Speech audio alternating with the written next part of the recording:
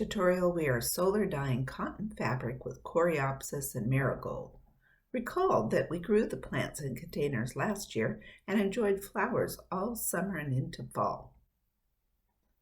I followed the solar process documented by Caitlin French and information found in several other sources.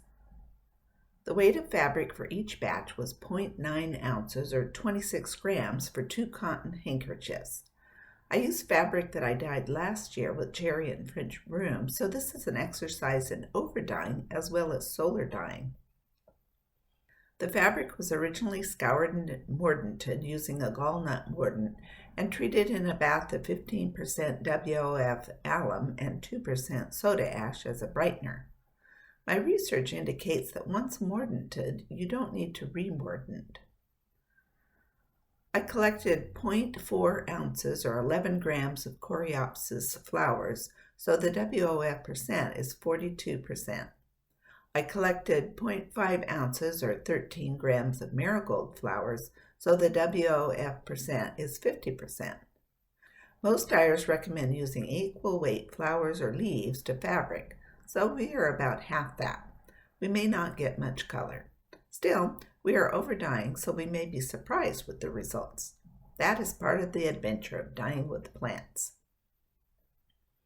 I harvested the Coreopsis and Marigold flowers last fall.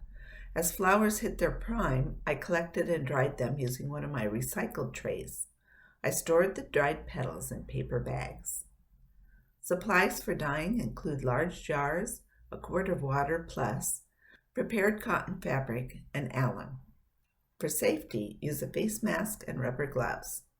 Let's get started. First, pre-soak the prepared fabric for at least 30 minutes or overnight. This helps ensure the fabric absorbs as much dye as possible and as evenly as possible. Squeeze out excess water. Pour warm water into each jar until about a third full. Stir in the alum. I'm using 1 teaspoon for each jar for 26 grams of fabric in each. Stir until dissolved. Let the water cool and the alum dissolve thoroughly. Then layer the fabric and flowers in each jar. First, sprinkle in a few flower petals. Then add the first piece of fabric. Add more plant material. Add the second piece of fabric. Top with the rest of the plant material. With the stir stick, evenly distribute petals around the sides of the jar. Add water to cover. Let it settle and then top it off with water. Close the lid. Be sure to label each jar so you know what you are dyeing. It is easy to forget over time, especially with several projects going at once. Leave the jars in a sunny spot inside or out. You start to see the color appear after several hours. Check the fabric color daily and agitate the jars slightly to distribute the dye. I let the fabric soak for 3 weeks.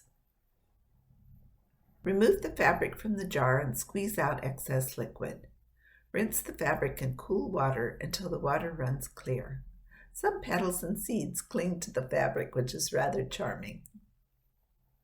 Run the fabric through the washing machine's rinse and spin cycles using cold water. Let the fabric air dry. 2 weeks later, wash the fabric in a pH-neutral soap like Synthropol or professional textile detergent and hang to dry. For Coreopsis, the resulting color is a vibrant shade of orange. For Marigold, the color is a bright shade of yellow.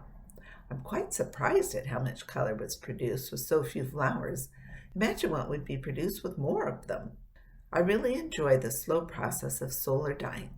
After the initial setup, there is not much to do but observe. I plan to reuse the dye baths in a second extract using ferrous sulfate instead of alum. Iron darkens or saddens the dye bath, producing darker colors. There may not be enough dye pigment left for much color, but if anything comes of the experiment, I'll let you know.